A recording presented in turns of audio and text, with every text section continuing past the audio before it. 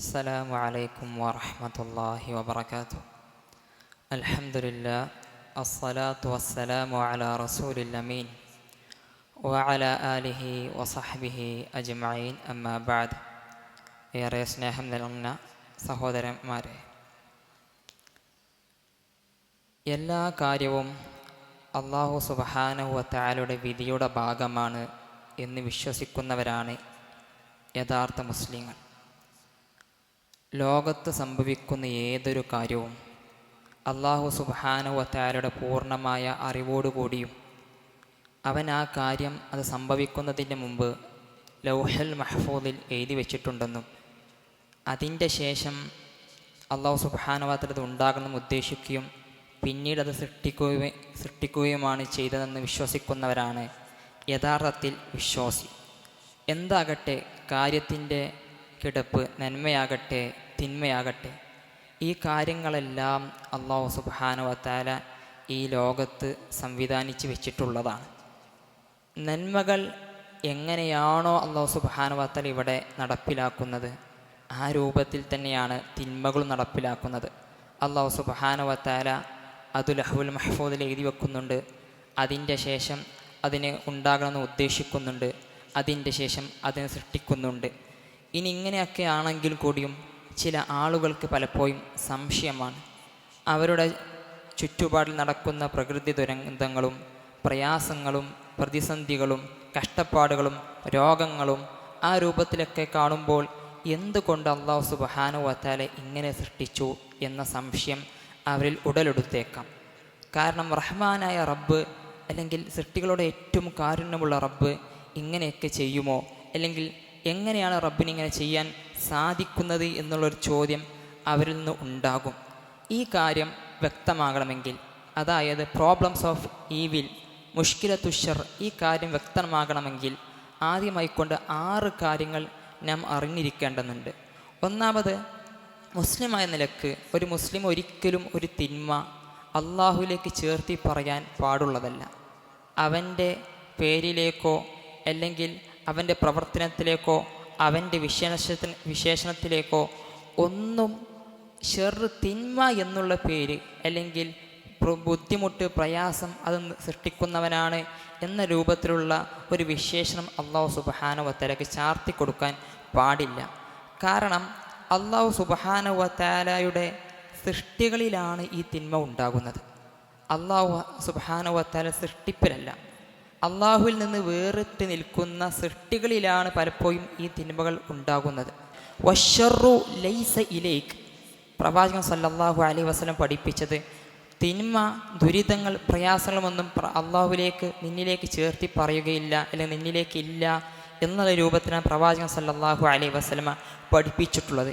എല്ലാ ന്യൂനതകളിൽ നിന്നും മുക്തമായ, അല്ലെങ്കിൽ ന്യൂനതയില്ലാതെ പരിശുദ്ധനായ അല്ലാഹു സുബ്ഹാനഹു വ തആലയ്ക്ക് പിന്നെ എങ്ങനെയാണ് നമ്മൾ തിന്മകൾ ചേർത്തി പറയുക, അല്ലെങ്കിൽ ഷർറ് ചേർത്തി പറയുക, അല്ലെങ്കിൽ ബുദ്ധിമുട്ടുകളെ ചേർത്തി പറയുക എന്ന് നാം ചിന്തിക്കേണ്ടതുണ്ട്. വ ഇന്ന റബ്ബി അലാ സിറാത്തി മുസ്തഖീം, തീർച്ചയായും എൻ്റെ രക്ഷിതാവ് നേരായ പാതയിലാകുന്നു എന്നാണ് വിശുദ്ധ ഖുർആൻ പഠിപ്പിച്ചു വെക്കുന്നത്. റബ്ബിൻ്റെ എല്ലാ പ്രവർത്തനങ്ങളും നീതിയുള്ളതാണ്, അത് ന്യായമാണ്. അതുപോലെ തന്നെ അവൻ്റെ എല്ലാ വിധികളും പ്രാപഞ്ചികമായി കൊണ്ട് അവൻ വിധിക്കുന്ന ഏത് കാര്യമുണ്ടാകട്ടെ, ഇവിടെ നടക്കുന്ന എന്തെല്ലാം പ്രശ്നങ്ങൾ ഉണ്ടാകട്ടെ, പ്രയാസങ്ങൾ ഉണ്ടാകട്ടെ, ആ കാര്യങ്ങളെല്ലാം യുക്തിഭദ്രമായ കാര്യങ്ങളാണ്. ഹിക്മത്തോടു കൂടിയാണ് അല്ലാഹു സുബ്ഹാനഹു വ തആല ഓരോ കാര്യവും പ്രവർത്തിക്കുന്നത്. അതുകൊണ്ട് തന്നെ പ്രവാചകൻ സല്ലല്ലാഹു അലൈഹി വസല്ലമ റബ്ബിലേക്ക് ഈ രൂപത്തിൽ എന്ത് പ്രയാസവും വന്നു കഴിഞ്ഞാൽ അത് റബ്ബിലേക്ക് ചേർത്തി പറയുന്ന രൂപം പ്രവാചകൻ പഠിപ്പിച്ചിട്ടില്ല. മറിച്ച് റബ്ബ് എല്ലാ നന്മകളിലും ഉദ്ദേശിക്കുന്ന നന്മയാണ്, എല്ലാ പ്രവർത്തനങ്ങളും ഉദ്ദേശിക്കുന്ന നന്മയാണ്. റബ്ബിൻ്റെ എന്തെല്ലാം പ്രവർത്തനം ഈ ലോകത്തുണ്ടോ അതിൽ നന്മ നിറഞ്ഞു നിൽക്കുന്നുണ്ട് എന്നാണ് വിശ്വാസികൾ ആദ്യമായി കൊണ്ട് മനസ്സിലാക്കേണ്ടത്. രണ്ടാമതായി കൊണ്ട് വിശ്വാസികൾ മനസ്സിലാക്കേണ്ടത്, റബ്ബിൻ്റെ ഇനി ഏതെങ്കിലും സൃഷ്ടി, ഈ ലോകത്തുള്ള എന്തെങ്കിലും പ്രവർത്തനം, അല്ലെങ്കിൽ ഇവിടെ നടക്കുന്ന എന്തെങ്കിലും കാര്യം, ആ കാര്യം പൂർണ്ണമായി കൊണ്ട് തിന്മയാണോ അല്ലെങ്കിൽ കൂടുതലും അതിൽ തിന്മയാണ് എന്നൊരിക്കലും പറയാൻ പറ്റുകയില്ല. പൂർണ്ണമായി നന്മ നിറഞ്ഞു നിൽക്കുന്ന വസ്തുക്കൾ, പ്രവാചകന്മാർ, സൃഷ്ടികൾ, പ്രവാചകന്മാർ, മലക്കുകൾ പോലെ എല്ലാ നിലക്കും നന്മകൾ മാത്രം അടങ്ങിയ സൃഷ്ടികളാണ് റബ്ബിനുള്ളത്. അല്ലെങ്കിൽ കൂടുതൽ ഭാഗവും നന്മകൾ നിലനിൽക്കുന്ന പ്രവർത്തനങ്ങൾ അല്ലെങ്കിൽ കാര്യങ്ങളാണ് ഈ ലോകത്ത് ഉള്ളത് എന്നാണ് മനസ്സിലാക്കേണ്ടി ഇരിക്കുന്നത്. മൂന്നാമത്തെ കാര്യം, സൃഷ്ടികളേക്ക് ഇനി ഇവിടെ എന്ത് പ്രശ്നമുണ്ടാകട്ടെ, ഈ ലോകത്ത് ബുദ്ധിമുട്ടുകൾ വർദ്ധിച്ചു കൊണ്ടിരിക്കുകയാണ്, അല്ലെങ്കിൽ ആ രൂപത്ത് ഈ ലോകത്ത് പ്രകൃതി ദുരന്തങ്ങൾ വർദ്ധിച്ചു കൊണ്ടിരിക്കുകയാണ്, സുനാമി ഉണ്ടാകട്ടെ, എന്തെല്ലാം ഉണ്ടാകട്ടെ, അങ്ങനെയൊക്കെയാണെങ്കിലും അതൊക്കെ ആപേക്ഷികമാണ്. ഒരു കൂട്ടരിലേക്ക് മാത്രമാണ് തിന്മയായിക്കൊണ്ട് ഭവിക്കുന്നത്. ആ കൂട്ടരിൽ അത് അനുഭവിക്കുന്ന ആളുകൾക്കോ അല്ലെങ്കിൽ ആ പ്രകൃതി ദുരന്തം നടന്ന സ്ഥലത്തിനോ ആ അവിടെ ജീവിക്കുന്ന ആളുകൾക്കോ മാത്രമേ അത് തിന്മയായിക്കൊണ്ട് അല്ലെങ്കിൽ പ്രയാസമായിക്കൊണ്ട് അനുഭവപ്പെടുന്നുള്ളൂ. അല്ലാതെ അത് എല്ലാവർക്കും തിന്മയാകുന്നു എന്ന് പറയാൻ സാധിക്കുന്നതല്ല. എന്നാൽ അത് മറ്റൊരർത്ഥത്തിൽ അത് നന്മയായിക്കൊണ്ട് അനുഭവപ്പെടുന്നതാണ്. ചിലപ്പോൾ ആ സമയത്തോ അല്ലെങ്കിൽ കുറച്ച് കാലത്തിന് ശേഷമോ അവൻക്ക് നന്മയായി ആ കാര്യം തോന്നിയേക്കാം. ആ സമയത്ത് ചിലപ്പോൾ ദുരന്തം അനുഭവിക്കുന്ന സമയത്ത് അതുകൊണ്ട് പ്രതിസന്ധി ഉണ്ടായേക്കാം. എന്നാൽ അതിൻ്റെ ശേഷം അവൻക്ക് ഒരുപാട് നന്മകൾ അതുകൊണ്ട് ഉണ്ടായേക്കാം. അല്ലെങ്കിൽ ഈ ലോകത്ത് അല്ലെങ്കിൽ നാളെ പരലോകത്ത് അവൻക്ക് അതിൻ്റെ നന്മ അനുഭവിക്കാൻ സാധിക്കും എന്നാണ് ഓരോ പ്രയാസങ്ങളും ദുരന്തങ്ങളും രോഗങ്ങളുമെല്ലാം സംഭവിക്കുമ്പോൾ ഒരു വിശ്വാസി മനസ്സിലാക്കേണ്ട കാര്യം. ഈ കാര്യങ്ങളെല്ലാം മനസ്സിലാക്കുന്ന വ്യക്തിക്ക് അവൻ്റെ യുക്തി പറയുന്നത് ഈ ലോകത്ത് എത്ര തിന്മയുണ്ടായിക്കോട്ടെ അതിലെല്ലാം നന്മയുണ്ടാകും എന്ന രൂപത്തിലായിരിക്കും. അതുകൊണ്ട് തന്നെ ഈ നന്മകൾ, ഇതിലുള്ള നന്മകൾ ഉണ്ടാകണം എന്നർത്ഥത്തിലാണ് അല്ലാഹു സുബ്ഹാനഹു വ തആല ആ തിന്മകൾ ഉണ്ടാകാൻ കാരണമാകുന്നത്. ഇവിടെ ഒരുപാട് നന്മകൾ, ആ തിന്മകളെക്കാൾ എത്രയോ ഇരട്ടി നന്മകളാണ് അതിൽ അല്ലാഹു സുബ്ഹാനഹു വ തആല ഉൾപ്പെടുത്തിയിട്ടുള്ളത്. ഉദാഹരണത്തിന് പറഞ്ഞു കഴിഞ്ഞാൽ, ഒരു കൂട്ടർക്ക് ചെറിയൊരു പ്രയാസം സംഭവിച്ചു കഴിഞ്ഞാൽ അതിലൂടെ ബാക്കിയുള്ളവർക്ക് ആ ഒരു വസ്തു കൊണ്ട്, ഉദാഹരണത്തിന് വെള്ളം എടുക്കുക, വെള്ളം കൊണ്ട് ചിലപ്പോൾ ഈ ലോകത്ത് ഒരുപാട് പ്രയാസം സംഭവിച്ചേക്കാം. ഉദാഹരണത്തിന് വെള്ളപ്പൊക്കമുണ്ടാകാം, അല്ലെങ്കിൽ വേറെ ബുദ്ധിമുട്ടുണ്ടാകാം, അല്ലെങ്കിൽ വെള്ളത്തിൽ ഒരാൾ മുങ്ങി മരിച്ചു, ആ വ്യക്തിക്ക് അത് ചിലപ്പോൾ പ്രയാസമായേക്കാം. എന്നാൽ വെള്ളം എന്നുള്ള ആ ഒരു വസ്തു അതുകൊണ്ട് ഈ ലോകത്ത് എത്രയോ ഉപകാരം നിൽക്കുന്നുണ്ട്. ആ ഉപകാരം കണക്കിലെടുത്തുകൊണ്ടാണ് അല്ലാഹു സുബ്ഹാനഹു വ തആല ആ കാര്യത്തെ ഇവിടെ സൃഷ്ടിച്ചു വെച്ചിട്ടുള്ളത് എന്നാണ് മനസ്സിലാക്കേണ്ടത്. നാലാമതായിക്കൊണ്ട് ചെറുതായി ഒന്ന് ചിന്തിച്ചാൽ തന്നെ മനസ്സിലാകുന്ന കാര്യമാണ്, അള്ളാഹുവിൻ്റെ സൃഷ്ടികളിലുള്ള തിന്മയുടെ വശങ്ങളെക്കാൾ എത്രയോ ഇരട്ടിയാണ് നന്മകളുടെ വശം എന്നുള്ളത്. ഉദാഹരണത്തിന്, ഒരാൾ ഇവിടെ രോഗമുള്ളവരും രോഗമില്ലാത്തവരും, ആരോഗ്യമുള്ളവരും രോഗമുള്ളവരെക്കാൾ എത്രയോ 10 മടങ്ങ് ഇരട്ടിയാണ് ആരോഗ്യമുള്ളവർ. അതുപോലെ തന്നെ അപകടങ്ങൾ സംഭവിക്കുന്നു. ആ അപകടങ്ങൾ എണ്ണം കണക്കിലെടുത്തു കഴിഞ്ഞാൽ ആ എണ്ണത്തേക്കാൾ എത്രയോ സുരക്ഷിതമായ രൂപത്തിലാണ് മനുഷ്യർ ജീവിച്ചു കൊണ്ടിരിക്കുന്നത്. എത്രയോ വിരലിൽ എണ്ണാവുന്ന രൂപത്തിൽ അപകടങ്ങൾ ഒരു ദിവസം സംഭവിക്കുന്നുള്ളൂ. എന്നാൽ അതിനേക്കാൾ എത്രയോ 10 മടങ്ങ് ഇരട്ടി ആളുകൾ സുരക്ഷിതമായിക്കൊണ്ട് ആ കാര്യം കൈകാര്യം ചെയ്യുന്നില്ലേ? അപ്പോൾ അല്ലാഹു സുബ്ഹാനഹു വ തആല ഈ ലോകത്ത് എന്ത് കാര്യം സൃഷ്ടിച്ചിട്ടുണ്ടെങ്കിൽ അതിൽ ഒരു വശം തിന്മയുണ്ടെങ്കിൽ അതിൻ്റെ 10 മടങ്ങ് ഇരട്ടിയാണ് അതിലുള്ള നന്മ എന്ന് നാം തിരിച്ചറിയേണ്ടതുണ്ട്. അതുകൊണ്ട് തന്നെ ഈ രൂപത്തിൽ അല്ലാഹു സുബ്ഹാനഹു വ തആല എന്തെങ്കിലും തിന്മ ഇവിടെ ഉണ്ടെങ്കിൽ അതിൻ്റെയൊക്കെ എത്രയോ ഇരട്ടി ഉപകാരം അതിലുണ്ട് എന്ന് തിരിച്ചറിഞ്ഞാൽ ഇതൊന്നും ഒരു തിന്മയായോ അല്ലെങ്കിൽ പ്രയാസമായിക്കൊണ്ടോ ബുദ്ധിമുട്ടായിക്കൊണ്ടോ തിരിച്ചറിയുകയില്ല. ഉദാഹരണത്തിന് രോഗിയുള്ളൊരു വ്യക്തി, ആ വ്യക്തിയുടെ ശരീരത്തിൻ്റെ ഏതെങ്കിലും ഒരു ഭാഗത്തെ യഥാർത്ഥത്തിൽ രോഗം ബാധിക്കുന്നുള്ളൂ. ബാക്കിയുള്ള എല്ലാ ഭാഗവും അയാൾക്ക് ആരോഗ്യസ്ഥിതിയിലാണ്. അത്രയും ഭാഗത്തിൻ്റെ ഏതോ ഒരു ഭാഗത്ത് മാത്രമാണ് അവർക്ക് രോഗം ബാധിക്കുന്നത്. അപ്പം അത്രയും സമയം അല്ലെങ്കിൽ അത്രയും ആരോഗ്യം അവർക്ക് അല്ലാഹു സുബ്ഹാനഹു വ തആല കൊടുക്കുന്നുണ്ട്. അപ്പോൾ ഒരു തിന്മയുടെ ബാക്കിയുള്ള വശം മുഴുവനും നന്മയാണ് എന്നാണ് അല്ലാഹു സുബ്ഹാനഹു വ തആല സൃഷ്ടികളിലൂടെ നമുക്ക് കാണുവാൻ സാധിക്കുക. അഞ്ചാമതായി കൊണ്ട് ഈ തിന്മകളുടെ അല്ലെങ്കിൽ ഈ പ്രയാസത്തിൻ്റെ ബുദ്ധിമുട്ടിൻ്റെ നല്ല വശം അത് ചിലപ്പോൾ മാത്രമേ നമുക്ക് വെളിവാകാൻ പറ്റുകയുള്ളൂ. എല്ലാ നന്മയായ വശങ്ങളും അള്ളാഹുവിൻ്റെ എല്ലാ ഹിക്മത്തും ഈ മനുഷ്യർക്ക് വെളിവാകണം എന്നില്ല. കാരണം മനുഷ്യൻ്റെ അറിവ് ചുരുക്കമാണ്. വമാ ഊതീതും മിനൽ ഇൽമി ഇല്ലാ ഖലീല. അല്ലാഹു സുബ്ഹാനഹു വ തആല അറിവിൽ നിന്ന് കുറച്ചല്ലാതെ നിനക്ക് നൽകിയിട്ടില്ല, കുറച്ചു മാത്രമാണ് നമുക്ക് നൽകിയിട്ടുള്ളത്. അതുകൊണ്ട് ഒരു കാര്യത്തിൻ്റെ കിടപ്പ്, ആ കാര്യത്തെക്കുറിച്ച് 100% കൃത്യമായിക്കൊണ്ട് പറയാൻ നമുക്കൊരിക്കലും സാധിക്കുകയില്ല. ഉദാഹരണത്തിന് പറഞ്ഞു കഴിഞ്ഞാൽ, ഞാൻ ഒരു കാലഘട്ടത്തിൽ ഒരു ജീവിതത്തിൻ്റെ അല്ലെങ്കിൽ കാലഘട്ടത്തിൻ്റെ സമയത്തിൻ്റെ ഒരു ഭാഗത്ത് മാത്രമാണ് ഇവിടെ നാം ജീവിക്കുന്നത്. ചിലപ്പോൾ അതിൻ്റെ മുമ്പുള്ള അവസ്ഥ എന്താണെന്ന് നമുക്ക് തിരിച്ചറിയാൻ സാധിക്കില്ല. നമ്മൾ മരിച്ചു കഴിഞ്ഞാൽ എന്താണ് അതിൻ്റെ ശേഷം ഇവിടെ നടക്കുക എന്നും നമുക്ക് തിരിച്ചറിയാൻ സാധിക്കില്ല. അല്ലെങ്കിൽ നമുക്ക് ചുറ്റുപാടിൽ നിന്ന് വേറെ ആളുകൾ ഇതിനെങ്ങനെ കാണുന്നു എന്ന് പോലും നമുക്കറിയില്ല. അപ്പോൾ നമ്മുടെ ചിന്തക്ക് അത് പരിമിതമാണ്. ഒരു കാര്യത്തെക്കുറിച്ച് പൂർണ്ണമായിക്കൊണ്ട് അതിൻ്റെ എല്ലാ വശങ്ങളും പഠിച്ചുകൊണ്ട് അത് നന്മയാണോ തിന്മയാണോ, അത് ഉപകാരമുള്ളതാണോ ഉപദ്രവമുള്ളതാണോ എന്ന് വേർതിരിച്ചു പറയാൻ മനുഷ്യർക്ക് സാധിക്കുകയില്ല. അതുകൊണ്ട് ചിലപ്പോൾ അള്ളാഹു അതിൽ ഉൾപ്പെടുത്തിയിട്ടുള്ള ഉപകാരങ്ങളുടെ എണ്ണം ചിലപ്പോൾ മനസ്സിലാകാതെ പോയെന്ന് വരാം. അതിൽ അള്ളാഹു സുബ്ഹാനഹു വ തആല ഉൾപ്പെടുത്തിയിട്ടുള്ള നന്മയുടെ തോത് അത് അറിഞ്ഞില്ലെന്ന് വരാം. എന്നാൽ ഈ നന്മയുടെ തോത് നമുക്ക് അറിഞ്ഞില്ല എന്നതുകൊണ്ട് അവിടെ നന്മയില്ല എന്ന് വാദിക്കാൻ പറ്റുമോ?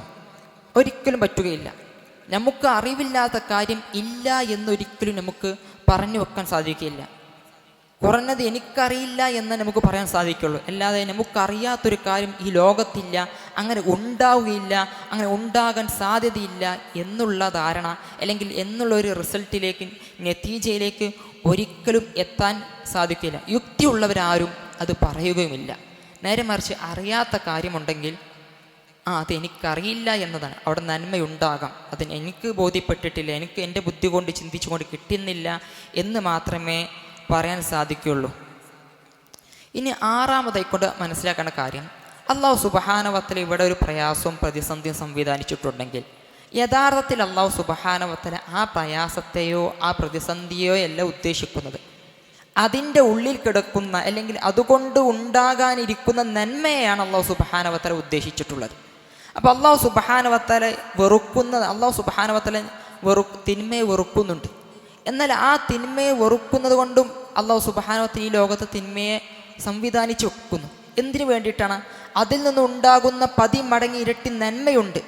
ആ നന്മയെ ഇഷ്ടപ്പെടുന്നു എന്ന കാരണത്താലാണ് അള്ളാഹു സുബ്ഹാനഹു വ തആല ആ തിന്മയെ ഈ ലോകത്ത് സംവിധാനിച്ചു വെക്കുന്നത്. അപ്പോൾ ഏറ്റവും ഇഷ്ടമുള്ള കാര്യം ഉണ്ടാകുവാൻ വേണ്ടിയിട്ടാണ് ആ പ്രയാസമുള്ള കാര്യത്തെ അള്ളാഹു സുബ്ഹാനഹു വ തആല ഇവിടെ സംവിധാനിച്ചു വെച്ചിട്ടുള്ളത്. ഉദാഹരണത്തിന് യുക്തി പോലും അതല്ലേ പറയാം. ഉദാഹരണത്തിന് നോക്കൂ, ഡോക്ടർ ഒരു രോഗിക്ക് നല്ല കയ്പുള്ള മരുന്ന് എഴുതി കൊടുത്തു, അല്ലെങ്കിൽ നല്ല പ്രയാസമുള്ളൊരു മരുന്ന് എഴുതി കൊടുത്തു, അല്ലെങ്കിൽ വേണ്ട ഒരു ഓപ്പറേഷൻ വേണമെന്ന് പറഞ്ഞു, കാല് മുറിച്ചു മാറ്റണം. അത് നമുക്ക് പറയാൻ സാധിക്കുമോ അത് ആ രോഗിയോടുള്ള ക്രൂരതയുടെ ഭാഗമാണ്, അല്ലെങ്കിൽ രോഗിയോട് ചെയ്യുന്ന അനീതിയാണ്, അവൻ്റെ അവകാശത്തെ ഹനിക്കലാണ്, അവനെ ദ്രോഹിക്കലാണ് എന്ന് നമുക്ക് പറയാൻ പറ്റുമോ? ഒരിക്കലും പറയാൻ സാധിക്കുകയില്ല. കാരണം ആ രോഗിയുടെ ഭാവി ജീവിതം സുരക്ഷിതമാക്കുവാൻ വേണ്ടി, അല്ലെങ്കിൽ രോഗിക്ക് നല്ല രൂപത്തിൽ ജീവിക്കുവാൻ വേണ്ടിയിട്ടാണ് ആ ഡോക്ടർ ആ രൂപത്തിൽ മരുന്ന് കൊടുക്കുന്നത്. അല്ലെങ്കിൽ ഡോക്ടർക്ക് അതുകൊണ്ട് താല്പര്യമുണ്ടായിട്ടാണോ അവനക്ക് ഈ പ്രയാസം ഉണ്ടാകട്ടെ? ഒരിക്കലുമല്ല. അതുപോലെ തന്നെയാണ് അള്ളാഹു സുബ്ഹാനഹു വ തആലയും അള്ളാഹു സുബ്ഹാനഹു വ തആല ഈ ലോകത്ത് വെച്ച് തിന്മയുടെയും രൂപം. ആ പ്രയാസങ്ങളും ബുദ്ധിമുട്ടുകളും എല്ലാം അവൻക്ക് അള്ളാഹു സുബ്ഹാനഹു അതിലൂടെ ഒരുപാട് ഉപകാരങ്ങൾ ലഭിക്കാനുണ്ട്, അല്ലെങ്കിൽ ആ വ്യക്തിക്ക് തന്നെ ഒരുപാട് ഉപകാരങ്ങൾ അതുകൊണ്ട് ഉണ്ടാകും. അതുദ്ദേശിച്ചു കൊണ്ടാണ് അള്ളാഹു സുബ്ഹാനഹു വ തആല ആ രൂപത്തിലുള്ള തിന്മകൾ, പ്രയാസങ്ങൾ, ബുദ്ധിമുട്ടുകൾ, ഈ നാട്ടിൽ നടക്കുന്ന കുഴപ്പങ്ങൾ, ഇതിലെല്ലാം ഒരു നന്മയുണ്ട്. ആ നന്മയെ കണ്ടിട്ടാണ് ഇവിടെ ക്രമീകരിച്ച് വെച്ചിട്ടുള്ളത് എന്നാണ് ഒരു വിശ്വാസി മനസ്സിലാക്കേണ്ടത്.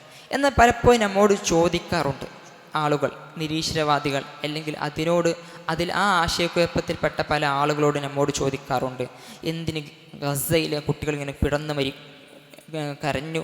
പിടഞ്ഞു മരിക്കുന്നുണ്ട്, അവർക്ക് ജീവിക്കാൻ പോലുള്ള അവകാശമില്ല, എന്തുകൊണ്ട് അള്ളാഹുവിനൊന്ന് രക്ഷിച്ചുകൂടെ? ഇവിടെ നമ്മുടെ ചുറ്റും കുറച്ച് വർഷങ്ങളായിക്കൊണ്ട് പ്രകൃതി ദുരന്തങ്ങൾ വരുന്നു, എത്രയോ നിരപരാധികളായ ആളുകൾ കൊല്ലപ്പെടുന്നു അല്ലെങ്കിൽ മരണപ്പെടുന്നു. എന്ത് തെറ്റാണ് അവർ ചെയ്തത്? അവരൊക്കെ എല്ലാം അള്ളാഹു സുബ്ഹാനഹു വ തആലക്ക് എന്തിനെങ്കിലും ശിക്ഷിക്കണം, അല്ലെങ്കിൽ എന്തിന് അള്ളാഹുവിനെ അതൊക്കെ നിർത്തിക്കൂടെ? ആ രൂപത്തിലുള്ള ചോദ്യങ്ങൾ പലപ്പോഴും നമുക്ക് കാണാൻ സാധിക്കാറുണ്ട്. അല്ലെങ്കിൽ കഴിഞ്ഞ വർഷങ്ങളായ പ്രകൃതി ദുരന്തങ്ങളെല്ലാം വന്നപ്പോൾ ഫേസ്ബുക്കിലും അതുപോലെ തന്നെ ഇൻസ്റ്റഗ്രാമിലുമെല്ലാം ദൈവമില്ല, ദൈവമുണ്ടെങ്കിൽ എന്തുകൊണ്ട് ഇത് നിർത്തിക്കൂടാ, അല്ലെങ്കിൽ ദൈവത്തിന് എന്തുകൊണ്ട് ഇതിൽ ഇടപെട്ടുകൂടാ എന്നുള്ള ചോദ്യങ്ങളുമായി കൊണ്ട് ചില തൽപര കക്ഷികൾ വരാറുണ്ട്. എങ്ങനെ അവർക്ക് നമ്മോട് മറുപടി കൊടുക്കാം? ഒരിക്കലും ഈ ലോകത്ത് തിന്മ അല്ലെങ്കിൽ പ്രയാസം, പ്രതിസന്ധി ഉണ്ടായതുകൊണ്ട് ഈ ലോകത്ത് ദൈവം ഇല്ലാതിരിക്കണം എന്നൊരു അർത്ഥത്തിലേക്ക്, എന്നൊരു റിസൾട്ടിലേക്ക് നമുക്ക് എത്തുവാൻ സാധിക്കുകയില്ല. കാരണം അതിന് നമുക്ക് 8 രൂപത്തിലൂടെ മറുപടി പറയാം. ദൈവം തിന്മ ഉണ്ടതുകൊണ്ട് ഈ ലോകത്ത് ദൈവമില്ല എന്ന് വാദിക്കുന്നവരാണ് ഈ നിരീശ്വരവാദികൾ, അല്ലെങ്കിൽ അതിന് വേണ്ടിയിട്ടാണ് ഈ രൂപത്തിലെ ചോദ്യങ്ങൾ അവർ ചോദിക്കുന്നത്. അതിന് നമുക്ക് 8 രൂപത്തിലൂടെ അവർക്ക് മറുപടി കൊടുക്കാം. ഒന്നാമത്, അവർ പറയുന്ന രൂപത്തിൽ ഈ ലോകത്തൊരു തിന്മ, ഒരു പ്രയാസം, ഒരു പ്രതിസന്ധി, ഒരു രോഗം, ഒരു കഷ്ടപ്പാട്, അതൊക്കെ പൂർണ്ണ അർത്ഥത്തിൽ മനുഷ്യന് തിന്മയാകുന്നതാണ്. ഒരിക്കലുമല്ല. 100% ഈ ലോകത്ത് തിന്മ എന്ന് പറഞ്ഞൊരു വസ്തുവില്ല. അല്ലെങ്കിൽ നന്മകളെക്കാൾ കൂടുതൽ തിന്മ നിറഞ്ഞൊരു വസ്തു ഈ ലോകത്തില്ല. സൃഷ്ടാവായ റഹ്മാനായ അലീമായ ഹക്കീമായ റബ്ബ് ഈ ലോകത്ത് പ്രയാസങ്ങൾ സൃഷ്ടിച്ചിട്ടുണ്ടെങ്കിൽ, അല്ലെങ്കിൽ തിന്മയും എല്ലാം സൃഷ്ടിച്ചിട്ടുണ്ടെങ്കിൽ അതിൽ അടങ്ങിയ നന്മയെ ഉദ്ദേശിച്ചു കൊണ്ടാണ്. ആ തിന്മയെ അതിജയിക്കുന്ന ഒരുപാട് നന്മകളുടെ വശങ്ങൾ അതിൽ ഉണ്ട് എന്നാണ് മനസ്സിലാക്കേണ്ടത്. പൂർണ്ണ അർത്ഥത്തിൽ 100% തിന്മ എന്ന് പറയുന്ന രൂപത്തിലുള്ള ഒരു വസ്തു, ഒരു കാര്യം ഈ ലോകത്തില്ല. അപ്പോൾ ഉദാഹരണത്തിന് തീ എടുക്കാം. തീ എന്ന് പറഞ്ഞു കഴിഞ്ഞാൽ തീ കൊണ്ട് ഒരുപാട് ഉപകാരങ്ങളുണ്ട്, ഉപദ്രവങ്ങളുമുണ്ട്. തീ കൊണ്ട് തീ പിടിച്ച് മരിച്ച്, അല്ലെങ്കിൽ തീ പൊള്ളലേറ്റ് മരണം, ആ രൂപത്തിൽ ഒരുപാട് വാർത്തകൾ ഞാൻ കേൾക്കാറുണ്ട്. ഇത് കേട്ടുകൊണ്ടിരിക്കുന്ന ഒരാൾക്ക് പറയാൻ പറ്റുമോ തീ തിന്മയാണ്, തീ പ്രയാസമാണ്, അതുകൊണ്ട് ഈ ലോകത്ത് തീ പാടില്ല, അല്ലെങ്കിൽ തീ ഉണ്ടാകാൻ പാടില്ല, തീ ഉണ്ടായതുകൊണ്ട് തിന്മയാണ് ഉണ്ടാകുന്നത്, ഒരുപാട് പേര് മരിക്കുന്നു എന്നൊരു നിലപാടിലേക്ക് അവർക്ക് എത്താൻ സാധിക്കുമോ? ഇല്ല. നേരെ മറിച്ച് എന്താ പറയുക, തീ കൊണ്ടുണ്ടാകുന്ന നന്മ അതിനേക്കാൾ ഇരട്ടിയാണ്, അതുകൊണ്ട് തീ ഉണ്ടാകുന്നതാണ് ഇല്ലാതിരിക്കുന്നതിനേക്കാൾ നല്ലത് എന്നാണ് ബുദ്ധിയുള്ള ആരും പറയുള്ളൂ. അതുപോലെ തന്നെയാണ് അള്ളാഹു സുബ്ഹാനഹു വ തആല ഓരോ പ്രവർത്തനങ്ങളും. അതിൽ ഒരു വശത്ത് തിന്മയുണ്ടെങ്കിൽ, അല്ലെങ്കിൽ നമുക്കത് തിന്മയെ തോന്നുന്നുണ്ടെങ്കിൽ, അതിൽ എത്രയോ വശം അതിൽ നന്മ നിറഞ്ഞിട്ടുണ്ട് എന്നാണ് നാം മനസ്സിലാക്കേണ്ടത്. ഉദാഹരണത്തിന് ഇനി വെള്ളത്തിൻ്റെ അടുത്തെടുത്താലോ, വെള്ളം കൊണ്ട് ആളുകൾ മുങ്ങി മരിക്കുന്നു, അല്ലെങ്കിൽ വെള്ളപ്പൊക്കം സംഭവിച്ചുകൊണ്ട് മരണങ്ങൾ വർദ്ധിക്കുന്നു, സുനാമി ഉണ്ടാകുന്നു. അതുകൊണ്ട് ഒരാൾ പറയാണ് ലോകത്ത് വെള്ളം ഉപദ്രവമാണ്, അതുകൊണ്ട് വെള്ളം ഉണ്ടാകാൻ പാടില്ല, വെള്ളം കൊണ്ട് ഉപദ്രവം മാത്രമേ ഉള്ളൂ എന്ന് ആരെങ്കിലും പറയുമോ? ഒരിക്കലുമില്ല. നേരെ മറിച്ച് വെള്ളം കൊണ്ട് അതിനേക്കാൾ ഇരട്ടി ഉപകാരം ഇവിടെ നിലനിൽക്കുന്നുണ്ട്. വെള്ളം കൊണ്ടാണ് മനുഷ്യൻ്റെ ജീവൻ തന്നെ നിലനിൽക്കുന്നത് എന്നാണ് യുക്തിയുള്ളവർ പറയുള്ളൂ. അതുകൊണ്ട് വെള്ളം മനുഷ്യ ജീവൻ ഇവിടെ അനിവാര്യ ഘടകമാണ് എന്നാണ് പറയുക. ഈ രൂപത്തിൽ തന്നെയാണ് സൃഷ്ടാവിൻ്റെ ഓരോ പ്രവർത്തനവും. നമുക്ക് തിന്മയായി തോന്നുന്നുണ്ടെങ്കിൽ കൂടിയും ആ പ്രവർത്തനമെല്ലാം ഈ രൂപത്തിൽ നന്മയുടെ വശങ്ങൾ, അതിലടങ്ങിയ തിന്മയുടെ വശങ്ങളെക്കാൾ എത്രയോ ഇരട്ടിയാകും എന്ന് നാം തിരിച്ചറിയണം. രണ്ടാമത്, ഈ ലോകത്ത് തിന്മകളില്ലാതെ ഒരവസ്ഥയെക്കുറിച്ച് നിങ്ങൾ ചിന്തിച്ച് നോക്കാം. ഈ ലോകത്ത് ഒരു തിന്മയുമില്ല, അല്ലെങ്കിൽ ഒരു പ്രയാസവുമില്ല, പ്രതിസന്ധിയുമില്ല, ഒരു ദുരിതവുമില്ല. എല്ലാവർക്കും നല്ല പൂർണ്ണ രൂപത്തിൽ ജീവിക്കാൻ സാധിക്കുന്നുണ്ട്. അങ്ങനെയുണ്ടെങ്കിൽ ഈ ലോകത്തിനൊരു ഭംഗിയുണ്ടാകുമോ? ലോകത്തിൻ്റെ ഭംഗിയുടെ, അല്ലെങ്കിൽ ഈ ഭൂമിയുടെ ഭംഗിയുടെ ഭാഗമാണ് ഈ ലോകത്ത് നടക്കുന്ന ഓരോ പ്രയാസങ്ങളും പ്രതിസന്ധികളും. ഇത് ഞാൻ ആ തിന്മയിലേക്ക് മാത്രം വിരൽ ചൂണ്ടിയല്ല, പൊതുവായിക്കൊണ്ട് എടുത്തു നോക്കുകയാണെങ്കിൽ അതിൻ്റെ അലങ്കാരമാണ്. ആ കാര്യം മാത്രമായിക്കൊണ്ട് പരിഗണിക്കരുത്. പൊതുവായിക്കൊണ്ട് ആ കാര്യത്തെ വീക്ഷിക്കുകയാണെങ്കിൽ അത് ലോകത്തിൻ്റെ ഒരു അലങ്കാരമായിക്കൊണ്ട്, ഒരു ഭംഗിയായിക്കൊണ്ട് നമുക്ക് കാണപ്പെടുവാൻ സാധിക്കുള്ളൂ. ഉദാഹരണത്തിന്, ഒരു അധ്യാപകൻ ക്ലാസ്സിൽ വന്നുകൊണ്ട് വൈറ്റ് ബോർഡിൽ ഒരു കറുത്ത പുള്ളിയിട്ടു. ആ കറുത്ത പുള്ളിയിലേക്ക് മാത്രം നോക്കുന്ന വ്യക്തിക്ക് അതൊരു അലങ്കോലമായിക്കൊണ്ട് തോന്നാം. എന്നാൽ ആ കറുത്ത പുള്ളി എല്ലാം ഉൾക്കൊള്ളുന്ന ആ വൈറ്റ് ബോർഡിലേക്ക് മുഴുവനായിക്കൊണ്ടും വീക്ഷിക്കുന്നൊരു വ്യക്തിക്ക് തോന്നുന്നു, പൊതുവായിക്കൊണ്ട് വീക്ഷിക്കുന്നു, അതൊരു ഭംഗിയായി തോന്നും. ഇതുപോലെ തന്നെയാണ് മറ്റനേകം ഒരുപാട് ഉദാഹരണങ്ങൾ കാണാം. ഉദാഹരണത്തിന് രോഗമുള്ളവനാണ് അല്ലെങ്കിൽ രോഗമുണ്ടായ വ്യക്തിക്ക് മാത്രമേ ആരോഗ്യത്തിൻ്റെ വില അറിയുള്ളൂ. ഞാൻ സാധാരണ കൊണ്ട് പറയാറുണ്ട്, കണ്ണില്ലാത്തവനെ കാഴ്ചയുടെ വില അറിയുമെന്ന്. അതുപോലെ തന്നെ ഈ ലോകത്തിൻ്റെ ആനന്ദവും അല്ലെങ്കിൽ ഈ ലോകത്തിന് സമാധാനവും ഉല്ലാസവും എല്ലാം ഉണ്ടാകണമെങ്കിൽ പ്രയാസമുണ്ടായിക്കൊണ്ട് പ്രയാസത്തിൽ നിന്ന് എളുപ്പത്തിലേക്ക് കടക്കുമ്പോൾ മാത്രമേ ഉള്ളൂ. അപ്പോൾ പ്രയാസം ഉണ്ടാകുന്ന ഈ ലോകത്തിൻ്റെ ഒരു ബുദ്ധിമുട്ടുണ്ടാകുന്ന ലോകത്തിൻ്റെ ഒരു ഭംഗിയിൽപ്പെട്ടതാണ്, അല്ലെങ്കിൽ ഈ പ്രപഞ്ചത്തിൻ്റെ ഭംഗിയുടെ ഭാഗത്തിൽപ്പെട്ടതാണ് ഈ ലോകത്ത് പ്രയാസവും പ്രതിസന്ധിയും ഉണ്ടാകുമെന്ന്. സമാധാനത്തിൻ്റെ അല്ലെങ്കിൽ നിർഭയത്വത്തിൻ്റെ അതിൻ്റെ രുചി എപ്പോഴും അറിയാം. സമാധാനമില്ലാത്ത അന്തരീക്ഷമുണ്ട് എന്നതിനെക്കുറിച്ച് ബോധ്യമുണ്ടാകുന്ന വ്യക്തിക്ക് അറിയുള്ളൂ. മറ്റു നാട്ടിലൊക്കെ സമാധാനമില്ല, അവിടെയൊക്കെ പ്രയാസമാണ്, ബുദ്ധിമുട്ടാണ്, പ്രതിസന്ധിയാണ്, കൊലപാതകങ്ങൾ നടക്കുന്നു. ആ സമയത്ത് സമാധാനത്തോടു കൂടി ജീവിക്കുന്ന നമുക്ക് മനസ്സിലാകുന്ന എപ്പോഴാണ് അങ്ങനെയൊക്കെ ഉണ്ടല്ലോ അവിടെ. അതുകൊണ്ട് നമുക്കിത് റഹ്മത്താണ്. അതിൻ്റെ യഥാർത്ഥ ആ നിഅമത്ത് അള്ളാഹുവിൻ്റെ അനുഗ്രഹം തിരിച്ചറിയാൻ സാധിക്കുന്നത്, അല്ലെങ്കിൽ ഈ ലോകത്തിൻ്റെ യഥാർത്ഥ ഭംഗി തിരിച്ചറിയാൻ സാധിക്കുന്നത് ആ തിന്മ ഉണ്ടാകുമ്പോഴാണ് എന്നാണ് മനസ്സിലാക്കേണ്ടത്. ഉദാഹരണത്തിന് വിപരീതം കൊണ്ടാണ് കാര്യങ്ങൾ തിരിച്ചറിയുള്ളൂ. വിപരീതം കൊണ്ടാണ് പലപ്പോഴും ആ കാര്യം എന്താണ് അതിൻ്റെ യഥാർത്ഥ അർത്ഥം എന്ന് പലപ്പോഴും നമുക്ക് തിരിച്ചറിയാൻ സാധിക്കുന്നു. ശരിയായ വഴി അല്ലെങ്കിൽ ഒരു സ്ഥലത്തേക്ക് എത്തേണ്ട ശരിയായ റൂട്ട് ഇന്നതാണ് എന്ന് എപ്പോഴും തിരിച്ചറിയുള്ളൂ. തെറ്റായ വഴികളിലൂടെ പോയി തെറ്റി അങ്ങനെ ശരിയായ വഴിയിലെത്തുമ്പോഴാണ് ഇതാണ് ശരിയായ വഴി എന്ന് യഥാർത്ഥത്തിൽ തിരിച്ചറിയാൻ സാധിക്കുകയുള്ളൂ. ഇനി മറ്റൊരു ഉദാഹരണം എടുത്തു നോക്കാം.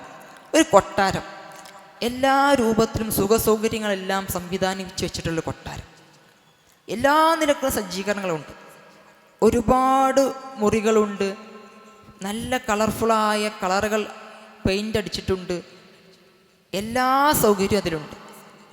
എന്നാൽ ആ കൊട്ടാരത്തിൽ ഒരു ബാത്റൂം ഇല്ല എന്ന് കരുതുക.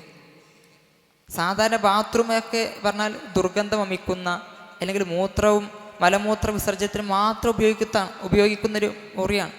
ആ ബാത്റൂം ഇല്ല എങ്കിൽ ആ ബാത്റൂം ഇല്ലാത്ത കാലത്തോളം ആ കൊട്ടാരം ഒരു പൂർണ്ണമല്ല, അതിൻ്റെ ഭംഗിക്കൊരു പൂർണ്ണത വെക്കുകയില്ല, അതിലൊരു അപൂർണതയുണ്ട് എന്നാണ് ഞാൻ മനസ്സിലാക്കേണ്ടത്. ഇങ്ങനെയാണ് ഓരോ കാര്യത്തിനെയും നമ്മൾ വിലയിരുത്തേണ്ടത് എന്ന് ഞാൻ ചിന്തിക്കേണ്ടതുണ്ട്, അല്ലെങ്കിൽ ഞാൻ മനസ്സിലാക്കേണ്ടതുണ്ട്. മൂന്നാമതായി കൊണ്ട് നിരീശ്വരവാദികൾ പറയുന്നതാണ്, ഈ ലോകത്ത് ഉള്ള ഒരു കാര്യം എല്ലാ തിന്മയിലും പ്രതിസന്ധിയിലും അല്ലെങ്കിൽ എല്ലാ പ്രയാസങ്ങളിലും തിന്മയിലും ഒരു നന്മയും തന്നെയില്ല, ഒരു നന്മയുമില്ല. അത് 100% അത് പ്രയാസമാണ് അല്ലെങ്കിൽ ബുദ്ധിമുട്ടാണ്. നന്മയുടെ ഒരു വശവും അതിൽ നിന്ന് ചൂണ്ടിക്കാണിക്കാൻ സാധിക്കില്ല എന്ന് പറയും. അങ്ങനെ പറയണമെങ്കിൽ, ആ വാദം സ്ഥാപിക്കണമെങ്കിൽ ആ വ്യക്തിക്ക് അതിനെക്കുറിച്ച് പൂർണ്ണമായ അറിവുണ്ടാകും. പരിപൂർണമായ അറിവുണ്ട വ്യക്തിക്ക് മാത്രമേ അതിനെക്കുറിച്ച് ആ രൂപത്തിൽ ഇതില്ല, ഒരു അംശം പോലും ഈ വിഷയത്തിൽ അല്ലെങ്കിൽ ഈ കാര്യത്തിൽ നന്മയില്ല എന്ന് പറയാൻ സാധിക്കുള്ളൂ. അങ്ങനെ അറിവില്ലാത്ത വ്യക്തിക്ക് ഒരിക്കലും ആ രൂപത്തിലുള്ള സ്റ്റേറ്റ്മെൻറ്റിലേക്ക് എത്താൻ സാധിക്കുകയില്ല. ഉദാഹരണത്തിന് പറയാം, 2 വ്യക്തികൾ ഒരു കുട്ടിയെ പിടിച്ച് നിൽക്കുന്നുണ്ട്. ദൂരെ ഒരാൾ ഒരു രംഗം കണ്ടുകൊണ്ടിരിക്കുകയാണ്, 2 ആൾ ഒരു ഒരു ചെറിയ കുട്ടിയെ പിടിച്ചുകൊണ്ട് നിൽക്കുന്നുണ്ട്, ദൂരെ സ്ഥലത്ത് ഇങ്ങനെ പിടിച്ചുകൊണ്ടിരിക്കുന്നുണ്ട്. അങ്ങനെ അവരുടെ അടുത്തൊരു കത്തിയുണ്ട്. അവർ 2 പേരും ചേർന്നുകൊണ്ട് ആ കുട്ടിയുടെ കാല് മുറിക്കാൻ ശ്രമിക്കുക. ഈ ദൂരെ നിന്ന് വീക്ഷിക്കുന്ന ഈ വ്യക്തിക്ക് 2 രൂപത്തിൽ അതിനെ വിലയിരുത്താൻ പറ്റും. ഒന്നാമത്തെ വിലയിരുത്തൽ, അവരാ കുട്ടിയെ അപായപ്പെടുത്തുകയാണ്, കൊല്ലാൻ ശ്രമിക്കുകയാണ്. ആ കുട്ടിയെ എന്തോ അവിടെ ഒരു ദുരുദ്ദേശത്തിൽ അവിടെ എന്തോ ചെയ്യുന്നുണ്ട് എന്ന് ധരിക്കാം. എന്നാൽ രണ്ടാമത്തെ അർത്ഥത്തിൽ അത് ആ കുട്ടിയുടെ പിതാവാണ്, രണ്ടാമത് ആ ഡോക്ടറാണ്. ആ കുട്ടിക്ക് മാരകമായ രോഗം ബാധിച്ചിട്ടുണ്ട്. ആ രോഗത്തിൽ നിന്ന് പൂർണ്ണമായിക്കൊണ്ട് മുക്തി നേടണമെങ്കിൽ ആ കാല് മുറിച്ചു മാറ്റിയാൽ മാത്രമേ സാധിക്കുകയുള്ളൂ. അതുകൊണ്ട് അതിൻ്റെ ഓപ്പറേഷനാണ് അവിടെ നടന്നുകൊണ്ടിരിക്കുന്നത് എന്ന നിലപാടിൽ, എന്ന വിലയിരുത്തലിലേക്കും എത്താം. ഇത് ആ സമയത്തൊരു മനുഷ്യർക്ക് ഇത് 2ലേക്കും എത്തും. ഇവിടെ എന്താണ്, ആ മനുഷ്യർക്ക് അത് ഒന്നിലേക്ക് തറപ്പിച്ച് പറയാൻ എന്ത് വേണം? പരിപൂർണമായി അതിൻ്റെ കാര്യങ്ങൾ മനസ്സിലാക്കിയാൽ മാത്രമേ. ദൂരെ നിന്ന് വീക്ഷിക്കുന്ന ഒരു വ്യക്തിക്ക് പോലും ഈ രൂപത്തിൽ എന്താണ് അല്ലെങ്കിൽ അത് കണ്ടറിയുന്നൊരു വ്യക്തിക്ക് പോലും ഈ രൂപത്തിൽ രണ്ട് വിലയിരുത്തലുകൾ സംഭവിക്കുന്നുണ്ട്. ഇതുപോലെ തന്നെയാണ് ചിലപ്പോൾ തെറ്റായ പല ധാരണകളായിരിക്കും പല തിന്മകളും സംഭവിക്കുമ്പോൾ നമുക്കുണ്ടാകുക. അതുകൊണ്ട് തന്നെ ചില കാര്യങ്ങൾ നമ്മളിൽ നിന്ന് മറഞ്ഞു പോയാൽ തന്നെയും അതിൻ്റെ ഈ നന്മയായ വശം ചിലപ്പോൾ രണ്ടാമത്തെ വശം, ഞാൻ നേരത്തെ പറഞ്ഞ ഉദാഹരണത്തിൽ രണ്ടാമതായ വശം ചില ആളുകൾക്ക് മറഞ്ഞു പോയി എന്ന കാരണത് കൊണ്ട് അതവിടെ സംഭവിക്കില്ല എന്ന് പറയാൻ പറ്റുമോ? ഇല്ല. നേരെ മറിച്ച് അവിടെ ഒരു കാര്യം അത് നന്മയാണ് തിന്മയാണ് എന്ന് ഒരു വ്യക്തിക്കും നിജപ്പെടുത്തി പറയാൻ സാധിക്കില്ല. കാരണം അവൻ്റെ അറിവ് പരിമിതമാണ്. അവൻ്റെ ചുറ്റുപാടുകൾക്കനുസരിച്ചും അവൻ ജീവിക്കുന്ന സാഹചര്യങ്ങൾക്കനുസരിച്ചും അവൻ്റെ അറിവിൻ്റെ പഠനത്തിൻ്റെ വ്യാപ്തിക്കനുസരിച്ചും അത് പരിമിതമാണ്. അതിനേക്കാൾ എത്രയോ വിശാലമാണ് അല്ലാഹു സുബ്ഹാനഹു വ തആലയുടെ അറിവ്. അപ്പോൾ ആ അറിവിനെ ഒരിക്കലും അതിജയിക്കുവാൻ, അതിൻ്റെ പൂർണ്ണമായ വശത്തിലേക്ക് എത്തുവാൻ മനുഷ്യർക്ക് സാധിക്കുകയില്ല. അതുകൊണ്ട് തന്നെയാണ് ഒരു ചെറിയ ഉദാഹരണത്തിൽ പോലും മനുഷ്യർക്ക് ഒരു കാര്യത്തിൽ നിജപ്പെടുത്തി പറയാൻ പറ്റാത്ത അവസ്ഥ വരുന്നത്. നേരത്തെ പറഞ്ഞ ഉദാഹരണത്തിൽ അത് ശരിയാണ്, അത് തെറ്റാണ് എന്ന് ഒരൊറ്റ ദൃഷ്ടി കണ്ടുകൊണ്ട് പോലും അതിനെന്താക്കാൻ പറ്റാതെ പറയാൻ പറ്റാത്ത സാഹചര്യം ഉണ്ടാകുന്നത്. ഇനി നാലാമതായിക്കൊണ്ട് അവരോട് ഉത്തരം പറയാനുള്ളത്, തിന്മയുണ്ട്, ഈ ലോകത്ത് പ്രശ്നമുണ്ട്, അതായത് ഷെറുണ്ട്, ബുദ്ധിമുട്ടുണ്ട് എന്നതുകൊണ്ട് നിങ്ങൾ പറയുന്ന വാദം എന്താ? നിരീശ്വരവാദികൾ പറയും ദൈവമില്ല, തിന്മയുണ്ടല്ലോ ഈ ലോകത്ത്, അപ്പം അത് തെളിയിക്കുന്നത് ദൈവമില്ല എന്നാണല്ലോ. അതേ ആളുകളോട് അതേ തെളിവ് കൊണ്ട് നമുക്കൊരു മറുചോദ്യം ചോദിക്കാം. നിങ്ങൾ പറയുന്നത് ഞങ്ങൾ സമ്മതിക്കുന്നു, ഇവിടെ തിന്മയുണ്ട്, അതുകൊണ്ട് നിങ്ങൾ വാദിക്കുന്നത് എന്താണ്? ദൈവമില്ല എന്നാണെങ്കിൽ അതിനേക്കാൾ എത്രയോ ഇരട്ടി നന്മ ഇവിടെ ഉണ്ടല്ലോ, അപ്പോൾ ദൈവമുണ്ട് എന്ന് നിങ്ങൾക്ക് സമ്മതിച്ചുകൂടെ എന്ന് നമുക്ക് തിരിച്ചു ചോദിക്കാവുന്നതാണ്. അവർ പറയുന്നത് ഈ ലോകത്ത് എന്തെങ്കിലും പ്രശ്നമുണ്ടെങ്കിൽ ദൈവമില്ല എന്നതിലേക്കാണ് അവരെത്തുന്നത്.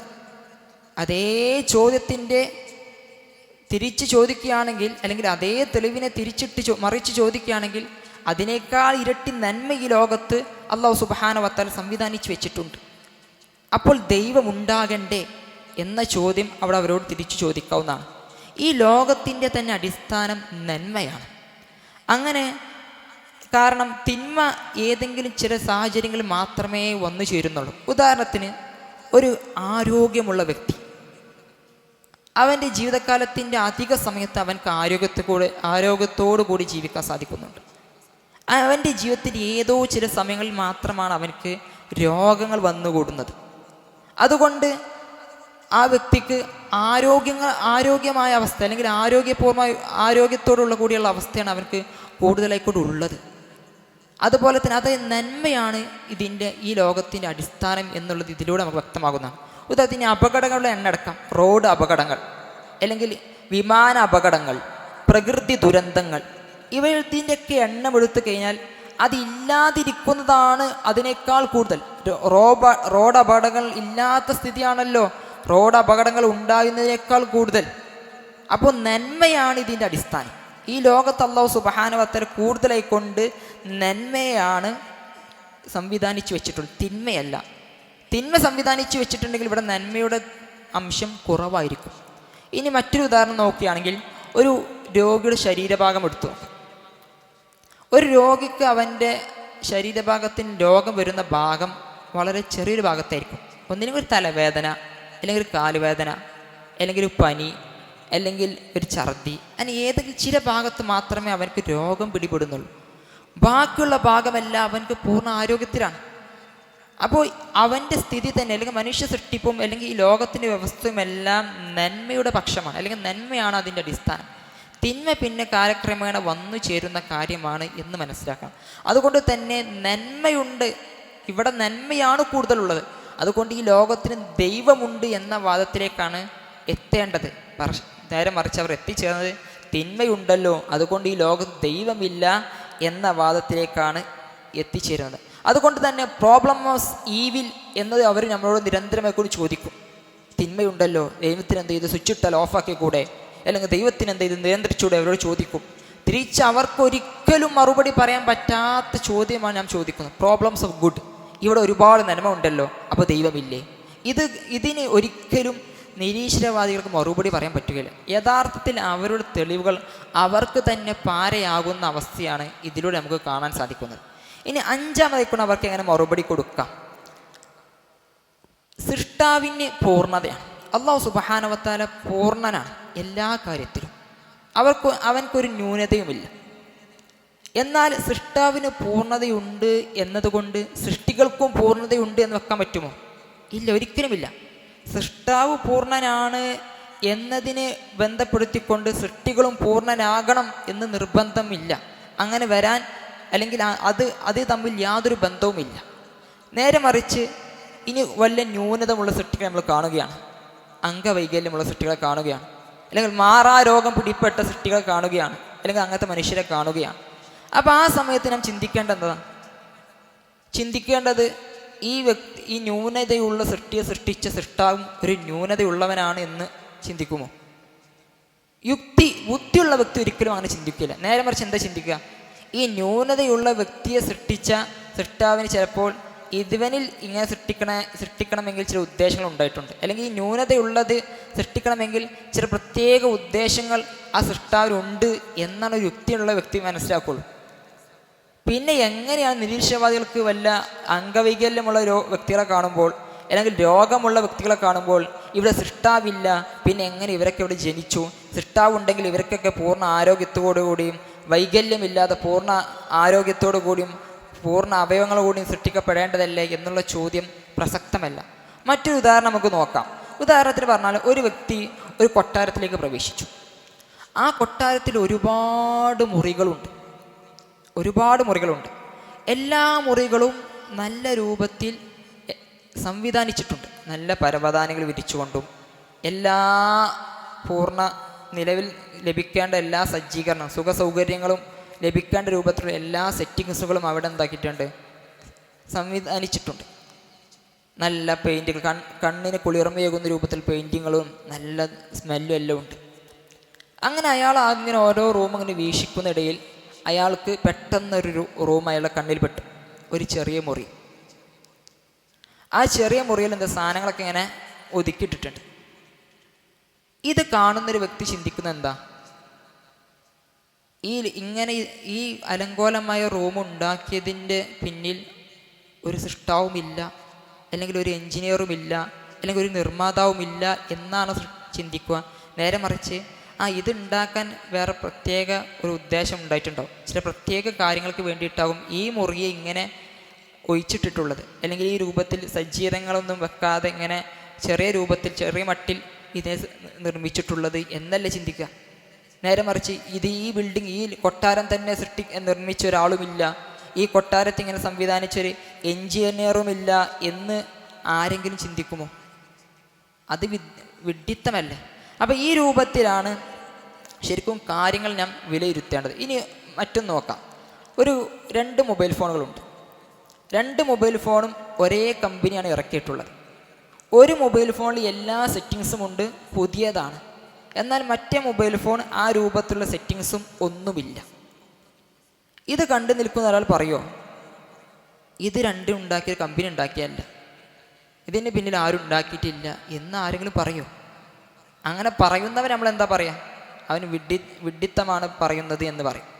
അപ്പോൾ ഈ രൂപത്തിന് യഥാർത്ഥ നിരീശ്വരവാദികൾ കാര്യങ്ങൾ വിലയിരുത്തുന്നത്, ഈ ലോകത്ത് ആർക്കെങ്കിലും വല്ല പ്രയാസമുണ്ടെങ്കിൽ, അല്ലെങ്കിൽ ലോകത്തിൽ ചുരുക്കം ചില ആളുകൾക്ക് അംഗവൈകല്യമുണ്ടെങ്കിൽ, മാറാരോഗമുണ്ടെങ്കിൽ അവരെ ഹൈലൈറ്റ് ചെയ്തുകൊണ്ട് പറയും, കണ്ട് ഇവരൊക്കെ ഈ ലോകത്തുണ്ട്, ഇവരൊക്കെ ഇങ്ങനെ സൃഷ്ടിക്കപ്പെടണമെങ്കിൽ ഈ ലോകത്തൊരു സൃഷ്ടാവുമില്ല എന്ന ചിന്തയിലേക്കാണ് ആ രൂപത്തിലൊക്കെയാണ് അവർ വാദിക്കുന്നത്.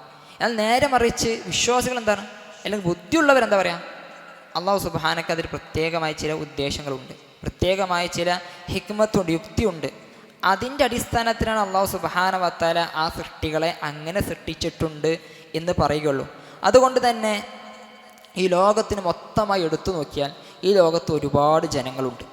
അവരിൽ സൗന്ദര്യമുള്ള ആളുകളുണ്ട്, വിരൂപന്മാരുണ്ട്, എങ്കിൽ പൂർണ്ണ ആരോഗ്യത്തോടെ ജീവിക്കുന്നവരുണ്ട്, ഇതുവരെ ഹോസ്പിറ്റലിൻ്റെ വാതിൽക്കിൽ നിന്ന് പുറത്തു പോരാതെ അല്ലെങ്കിൽ കുറേ കാലമായിക്കൊണ്ട് ഹോസ്പിറ്റലോട് ചേർന്ന് ജീവിക്കുന്ന ആളുകളുണ്ട്. അങ്ങനെ ഒരുപാട് ആളുകളുണ്ട്. എന്നിരുന്നാലും ആരോഗ്യമുള്ള ആളുകളാണ് ആരോഗ്യമില്ല, രോഗമുള്ള ആളുകളെക്കാൾ കൂടുതൽ. അതുപോലെ തന്നെ സൗന്ദര്യവും പൂർണ്ണ ആരോഗ്യമുള്ള ആളുകളാണ് വിരൂപമുള്ള ആളുകളെക്കാൾ എത്രയോ കൂടുതൽ. അംഗവൈകല്യമില്ലാത്ത ആളുകളാണ് അംഗവൈകല്യമുള്ള ആളുകളെക്കാൾ എത്രയോ കൂടുതൽ. അപ്പോൾ ചിന്തിക്കേണ്ട ഇത്രയേ ഉള്ളൂ, ഇവിടെ അള്ളാഹു സുബ്ഹാനഹു വ തആല ഒരുപാട് നന്മകൾ വെച്ചിട്ടുണ്ട്. അള്ളാഹു അതുപോലെ തന്നെ ചില സൃഷ്ടികളിൽ ചില ന്യൂനതകൾ വെച്ചിട്ടുണ്ട്.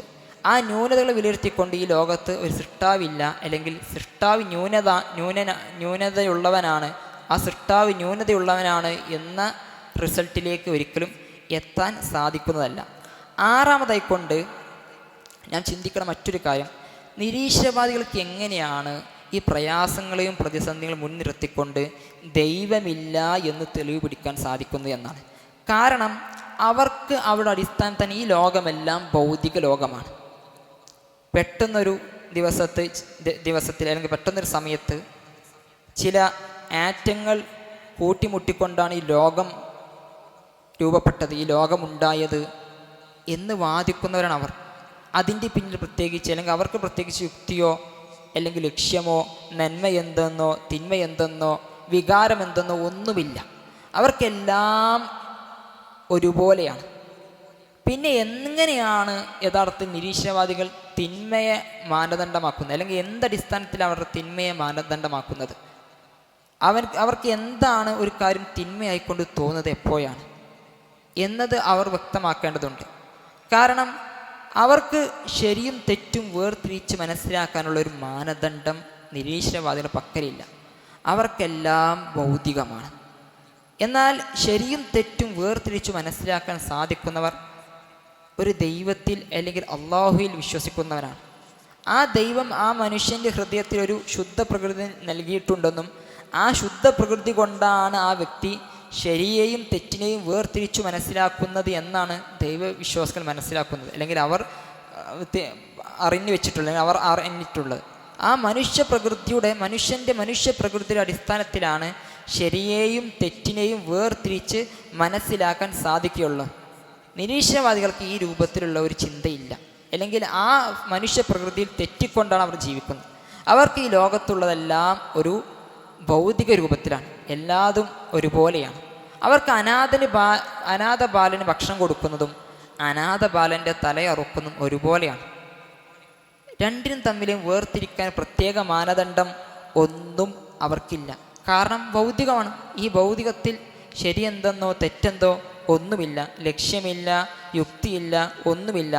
എല്ലാ കാര്യവും ഒരുപോലെ തന്നെയാണ്. പിന്നെ എങ്ങനെയാണ് അവർ ഈ തിന്മ എന്ന വസ്തു അല്ലെങ്കിൽ തിന്മ എന്ന കാര്യങ്ങളെ തെളിവ് പിടിക്കുന്നത്, പ്രയാസത്തെ തെളിവ് പിടിക്കുന്നത് എന്നതാണ് അത്ഭുതം. യഥാർത്ഥത്തിൽ അവർക്ക് ഈ വാദം ഉന്നയിക്കാൻ യാതൊരു അർഹതയുമില്ല എന്നാണ് മനസ്സിലാക്കേണ്ടത്.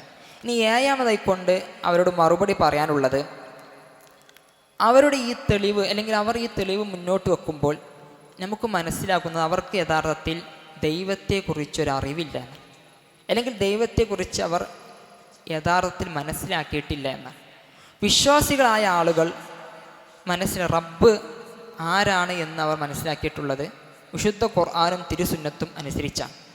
അതിലൂടെ അവർ മനസ്സിലാക്കിയത് രക്ഷിതാവായ റബ്ബ് അല്ലാഹു സുബ്ഹാനഹു വ തആല ഖാലിഖാകണം, അവൻ സൃഷ്ടാവാകണം, അതുപോലെ തന്നെ പൂർണ്ണമായി കൊണ്ട് അറിവുള്ളവനായിരിക്കണം, സൃഷ്ടികളെക്കുറിച്ച് എല്ലാ അർത്ഥത്തിലും അറിവുള്ളവനായിരിക്കണം, ഹിക്മത്തുണ്ടാകണം, യുക്തിയുള്ളവനായിരിക്കണം, അതുപോലെ തന്നെ അവരെ നിയന്ത്രിക്കാനുള്ള ആധിപത്യം അവർക്കുണ്ടാകണം, അതിനുള്ള കഴിവുണ്ടാകണം, പ്രതാപശാലിയാകണം.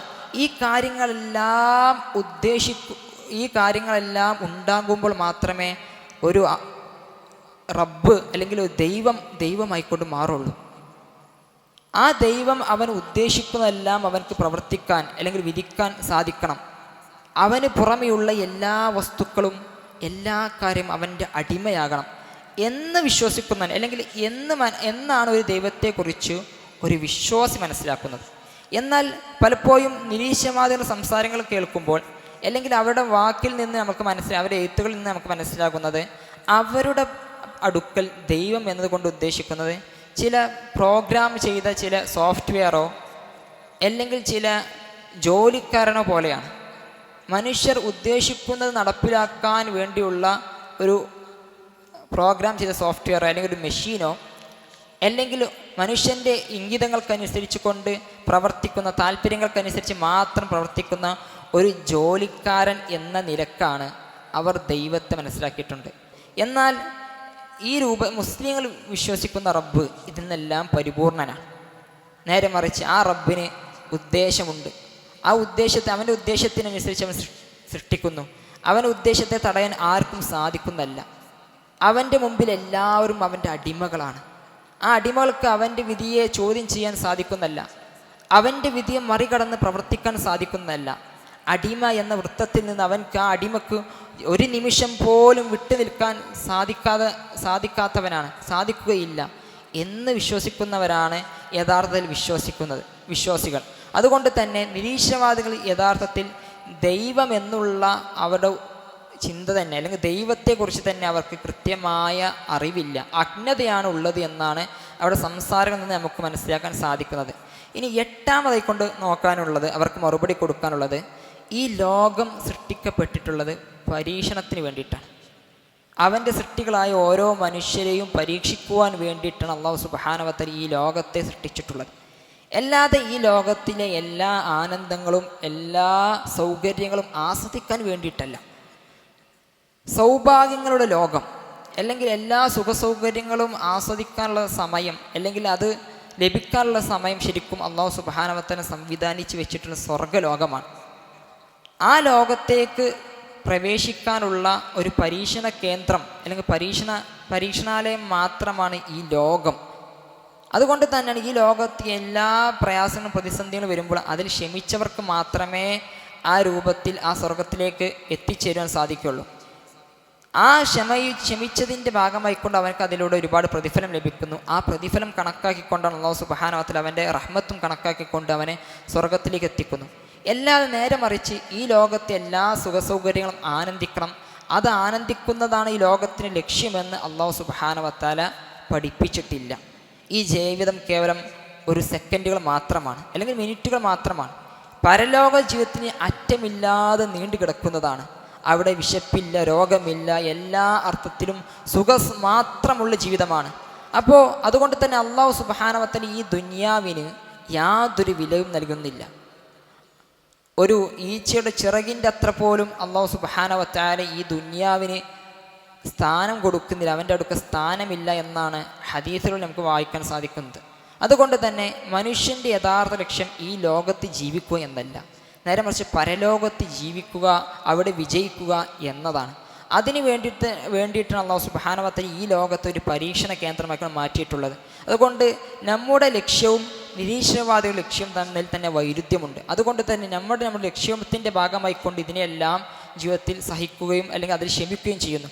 എന്നാൽ നിരീശ്വരവാദികൾ അവരുടെ ലക്ഷ്യം ഈ ലോകത്ത് ജീവിക്കുക എന്ന് മാത്രമായതുകൊണ്ട് അവർക്ക് പലപ്പോഴും ആ ലക്ഷ്യം പൂർത്തീകരിക്കാൻ പറ്റാതെ വരുന്നു.